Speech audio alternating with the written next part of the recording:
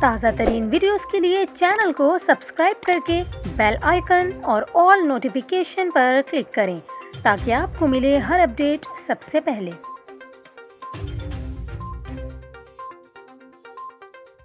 اور یہاں پر آپ کو خبر دیں، نیپال اور بھارت میں زلزلے کے شدید جھٹکے محسوس کیے گئے۔ زلزلے کی شدت کے سبب نیپال میں گھر گرنے اور دیگر واقعات میں 6 افراد جاں بحق ہو گئے۔ بھارتی میڈیا کا یہ کہنا ہے کہ زلزلے کے شدید جھٹکوں کی وجہ سے لوگ اپنے گھروں سے باہر نکل آئے۔ مختلف علاقوں میں گھروں کی چھتیں گرنے سے متعدد افراد زخمی بھی ہوئے ہیں۔